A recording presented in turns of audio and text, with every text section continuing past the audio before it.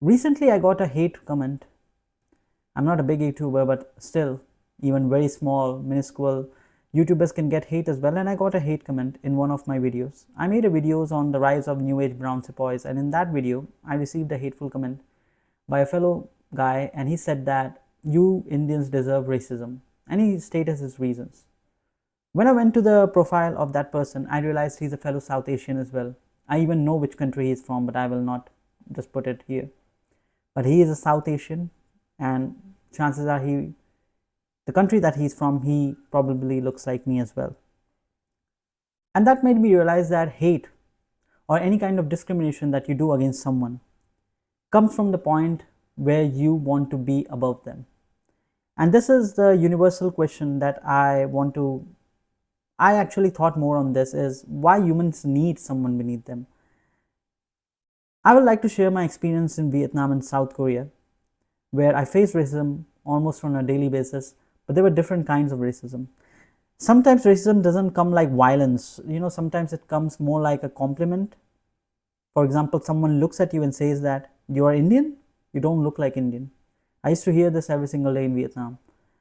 And on the surface, it sounds harmless, but you can take it as a positive statement as well. But if you listen carefully, there's something hidden inside that very sentence, because what they are really saying it is that you look better than what I expect Indians to look like.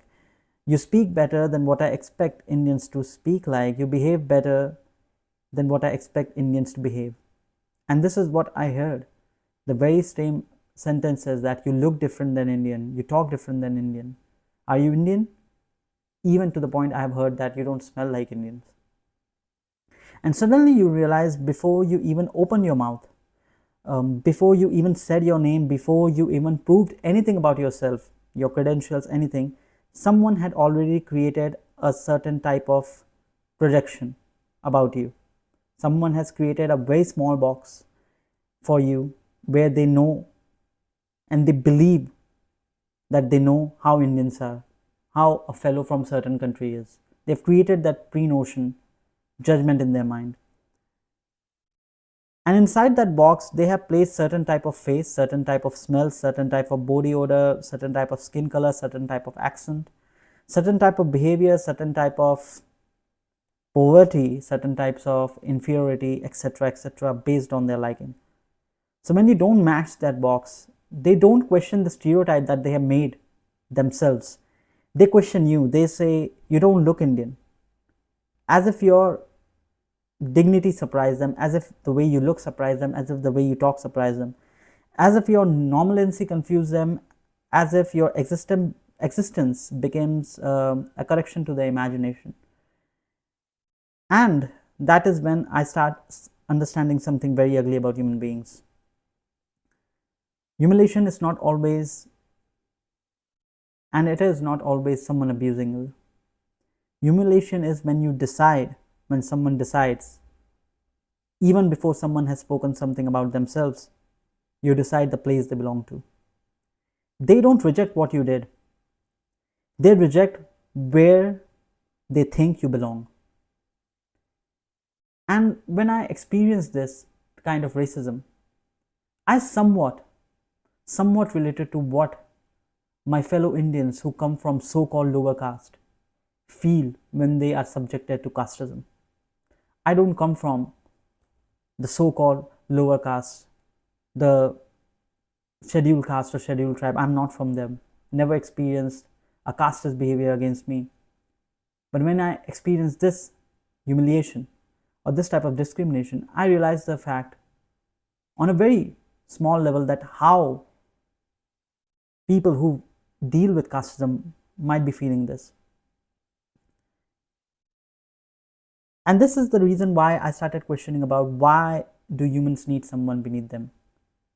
Why do we create ladders everywhere? Race, caste, class, accent, nationality, gender, education, money, religion, office position, family status, even internet opinions.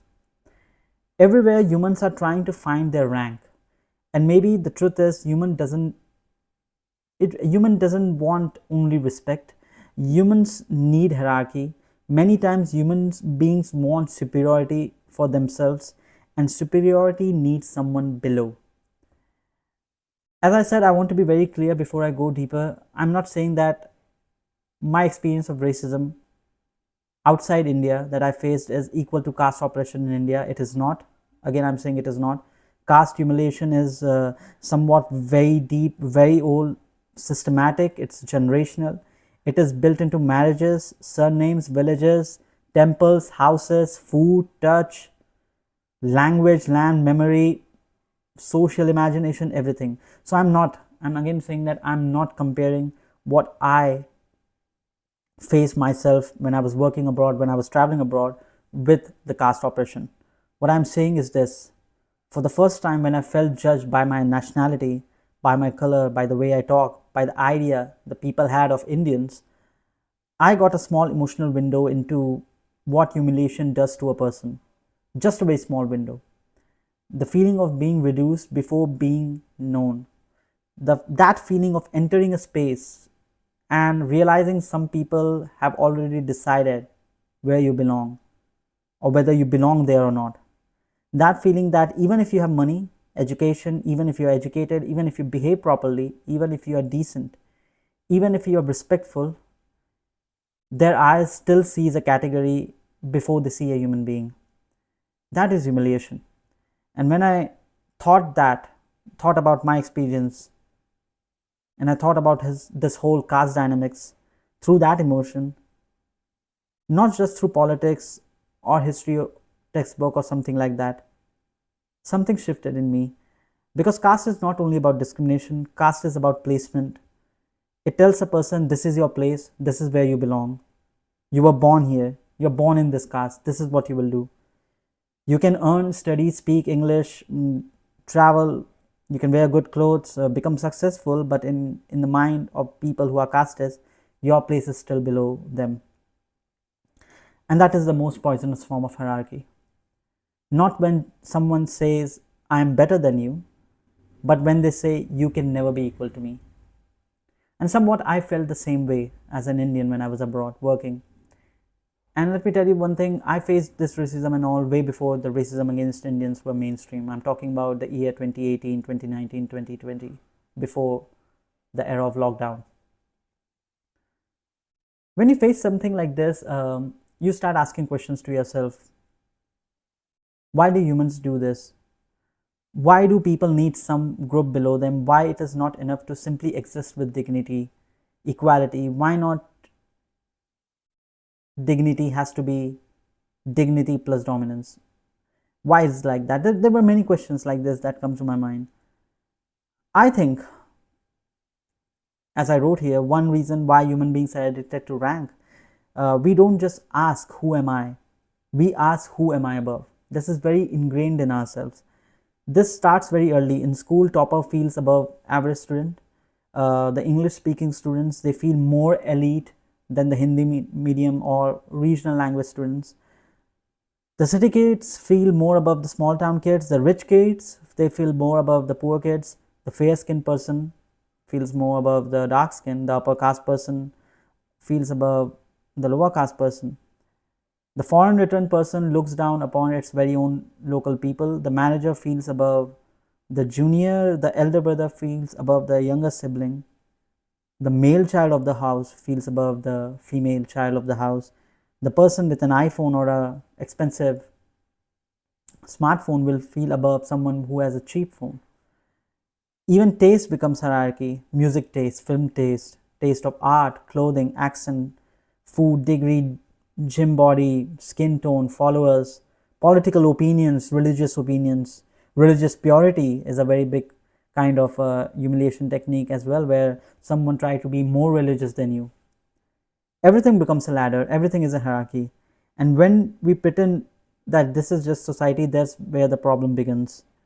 Because there's something deeper inside us that is more deeper inside us, that is the reason why it is happening. Our hunger to not be at the bottom is there as well, because being at the bottom is terrifying. So we look at the reason we can feel better about ourselves by looking someone below. So we look for someone below, someone we can laugh at, someone we can dismiss, someone we can stereotype, someone we can make fun of, someone we can imagine how painful their experiences are, someone whose pain we know but we can minimize it, someone whose existence makes us feel safe, makes us feel superior. Because if they're below, then at least I'm not the bottom of the barrel. At least I'm something doing good. That's the feeling that we get. That is the emotional drug of superiority. It tells an insecure person, relax. You may be not great, but at least you are above them. And this is the reason why this whole hierarchy system exists. This is why prejudice is so powerful. Prejudice gives mediocre people a shortcut to superiority. A racist person does not need to be better than you. He only needs to believe his race is above you. A casteist person does not need character. He only needs to believe his birthplace, the caste that he is born to, makes him above you. A classist person does not need wisdom, does not need that class. He only needs money, accent, clothes, surname, school name, anything that can become a weapon for him to show his class. A nationalist person does not need to dedicate himself to the nation or to show his personal achievement. He only needs to believe his nation makes him superior to any other human being. A religious bigot does not need spiritual depth. He only needs to believe that his God or the religion that he is born in makes him superior or above than others. And this is why these systems survives, because they do not only hurt the person below, they emotionally reward the person above. They give the person that some kind of unearned pride, a pride that he has not earned, but he feels that pride. They give this person a feeling of importance, a feeling of superiority, without demanding any real virtue from their side, from them. And this is the reason why humans protect these systems so aggressively. Why they are so adamant to protect it is because this is the system that makes them feel superior, makes them feel better about themselves. Because when you challenge prejudice, you are not only challenging an idea, you are threatening someone's emotional salary. You are taking away the invisible payment they receive from feeling above another person.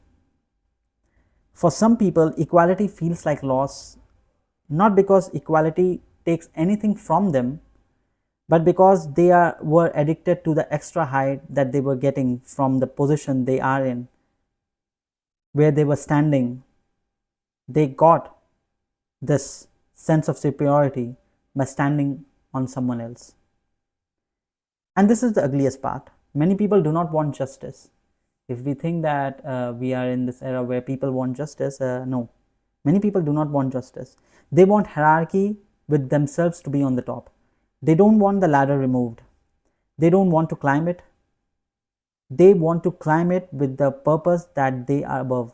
They just don't want to climb it to feel better about themselves. They want to humiliate other person as well to feel more sense of superiority. And you can see this everywhere. I mean, a person who faced racism abroad can still be racist in his own country, at his own home. A person who was poor can still look down on someone else who is more poor than him. A person who complains about discrimination can discriminate the moment they get power. A man who felt humiliated by rich people can humiliate other people, can humiliate his woman back at home. A woman who suffered immensely in her in-laws' action when she was a new woman of the house, she can later become cruel to another woman entering the family. The whole mother-in-law, daughter-in-law dynamics is explained by this sentence. A community that knows pain can still create pain for another community, because suffering does not automatically make people better, moral. Pain does not automatically create compassion. Sometimes pain creates hunger, hunger for revenge, hunger for control, hunger to finally become the person who is feared, so that they never go through that pain again that they went through. This is why I say victimhood is not a sign of purity. A person can be a victim in one chapter and a villain in another. And that is uncomfortable because we want the world to be simple, which is not. We want wounded people to be automatically kind. We want suffering to create wisdom. But life is not that clean, unfortunately. Sometimes suffering creates depth, sometimes suffering creates cruelty, and sometimes suffering makes people say, well, now it's my turn. I will return the suffering with interest. And that is not liberation. That is just changing the face of oppressor. Real liberation is not simply asking why I am not on the top. Real liberation is asking, why does someone always need to be beneath me? Why does someone always need to be at the bottom? Humiliation is different from insult. An insult attacks your behavior. If someone says you made a mistake, that may hurt. But if someone says people like you should know their place, people like you should not come to this work, you belong there, that is humiliation. Racism says you don't belong here. Casteism says you were born below me. Classism says spaces like this are not meant for people like you. Colorism says your body itself is inferior. Elitism says your accent, your school, your background, your family, everything about you is less. And many times, nobody has to say it directly. It comes through a look, through a smirk, through hesitation, through surprise, through security guards suddenly becoming more alert when you are there, through restaurant staffs behaving differently, through someone checking your clothes before checking your words, through people assuming you cannot afford something when you are at that place, through people praising you like an exception. Oh, you are Indian, but you are so well spoken. You are from that background, but why are you so decent? You studied there, but you seem smart. You are from that caste, but you don't look like it. These are the sentences. See the poison here. The compliment itself carries the insult because they are not praising you as you. They are praising you for escaping what they think people like you are. And that is not respect. That is refined way of humiliation. And if you are Indian, and in India, we understand this very well because India is not only a country, India is a machine of subtle ranking. We rank people by caste, by surname, by language, by color, by state, by English, by job, by salary, by family background, by whether someone eats with a hand or a fork, by whether someone says schedule in an Indian accent or an American accent, by whether someone is from Delhi, Mumbai, Bangalore, or from small town. Nobody wants to respect people from small town. By whether someone's father is a businessman, government officer, farmer, driver, laborer, or unemployed. Even marriage markets are basically social ranking systems dressed as tradition, the so-called arranged marriage. We pretend we are looking for compatibility. Many times we are just looking for status protection.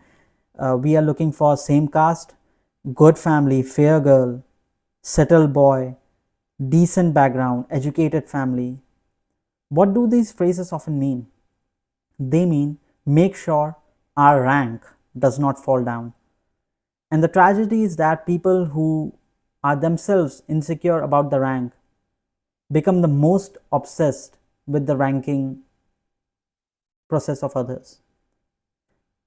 Because if your own dignity is fragile, someone else's humiliation becomes useful. You feel taller when someone else is made small.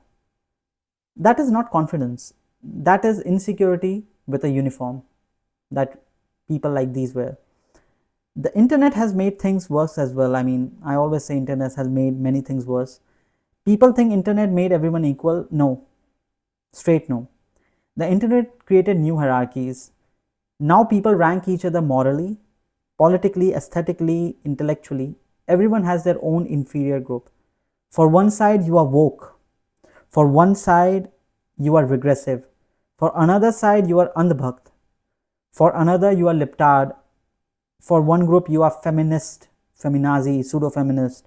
For another group, you are incel. For one group, you are chhapri. For another group, you are fake elite. For one group, you are village type, countryside. For another group, you are urban clown. The words change. Mind you, the words change. The hunger remains the same. People don't just disagree online. They degrade.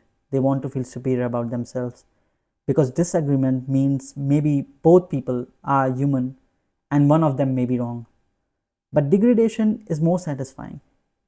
Degradation says, I do not have to understand you because you are beneath me. That's it. This is why outrage feels so good. Outrage gives ordinary people, the ordinary folks, they get a temporary throne when they're in outrage. For 5 minutes, you get to be morally above someone else. You get to quote tweet. You get to mock insults. You get to degrade someone, expose them, cancel them, laugh at them. You get to become judge, priest, psychologist, police, investigator, executioner, everything at the same time. And in a world where many people feel powerless, the temporary superiority becomes so addictive that it's nothing to get off for them. The internet did not remove human hierarchy, it democratized humiliation.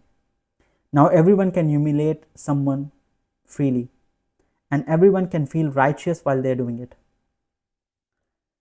I also don't want to pretend I'm outside this. Before facing any kind of discrimination, I belong from an upper caste, so I had certain notions about people from the so-called lower caste. It took me a while, it took me work upon myself to get out of this casteist ideology.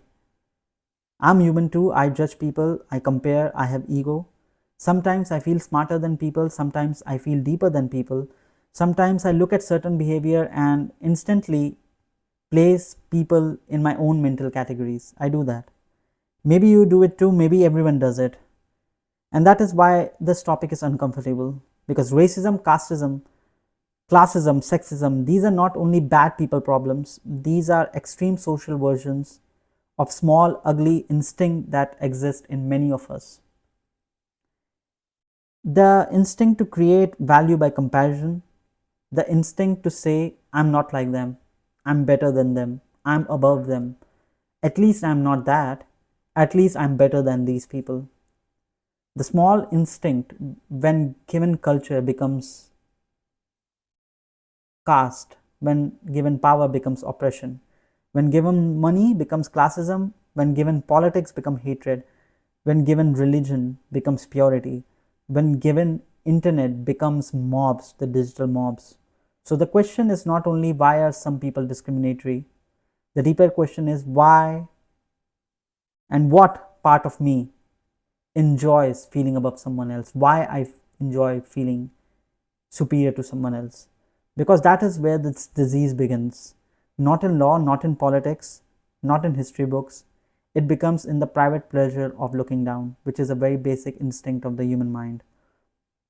And maybe this is why equality is so hard to attain, because equality asks humans to give one of their favorite drugs, the drug of superiority. Equality says you are human, the other person is human. So, is this person you were trained to look down upon justified? That sounds simple, but for many people it is unbearable, because if that person is equal to them, then what happens to the story that they have built about themselves? If that caste is equal, what happens to my birthright? If that race is equal, what happens to my superiority of being born in that race? If that poor person is equal, what happens to my class arrogance? If that woman is equal, what happens to my male ego? If that worker is equal, what happens to my status? If that person with bad English is equal, what happens to my fake sophistication? And these are the reasons why it's very hard for us to attain equality. Equality does not only raise the person below, it also brings the person above back to the earth, back to the pedestal where everyone is equal. It also is very difficult, and many people experience that as an insult. They say society is changing, but what they mean is my inherited superiority is being questioned. They say people have become too sensitive, but what they mean is earlier I could humiliate people without consequence, now I cannot. And so they say that people have become very sensitive. They say tradition is being attacked, but what they mean is the hierarchy that protected my ego is losing power. And that's why you see a lot of English speaking native countries attacking on immigrants.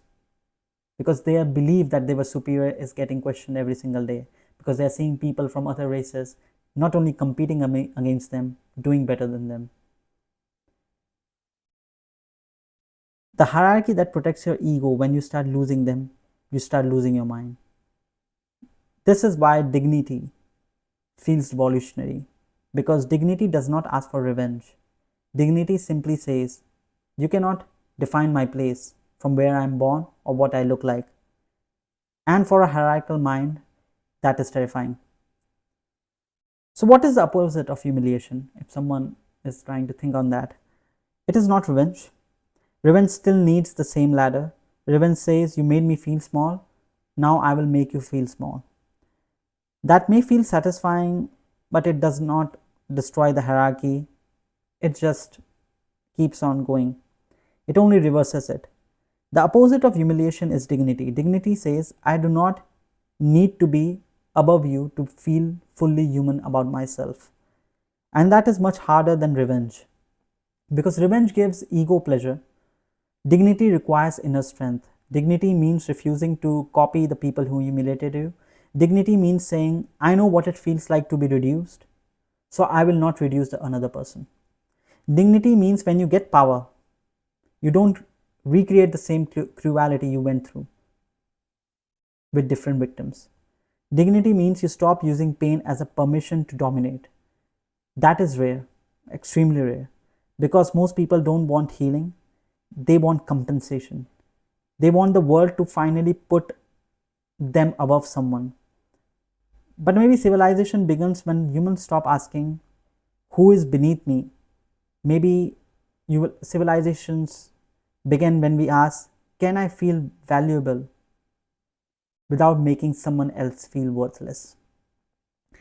And maybe that is the real tragedy of hierarchy. It does not only damage the person below, it also corrupts the person above.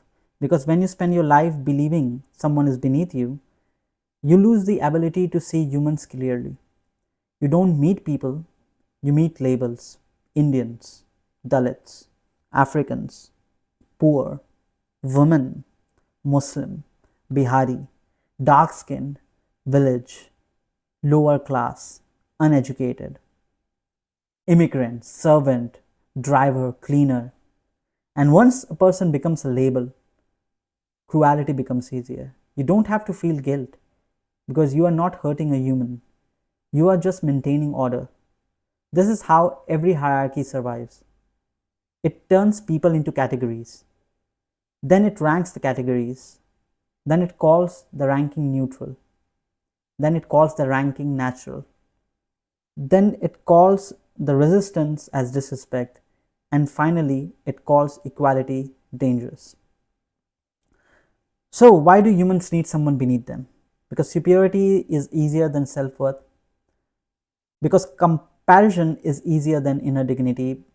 Because inherited pride is easier than earned character. Because if someone else is below, we don't have to face how empty we feel inside.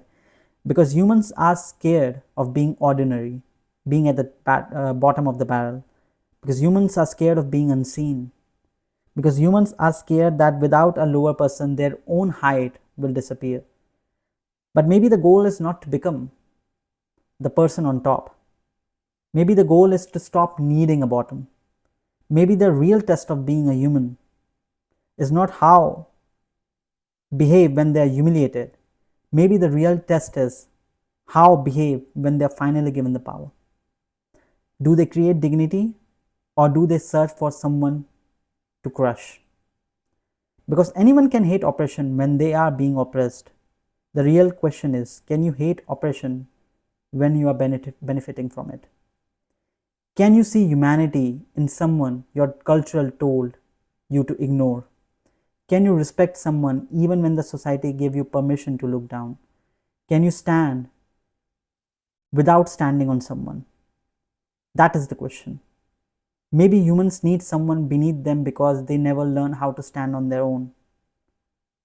And maybe real revolution or real evolution is not becoming superior. Maybe real evolution is refusing to build your identity on someone else's humiliation. Because dignity is difficult, superiority is easy.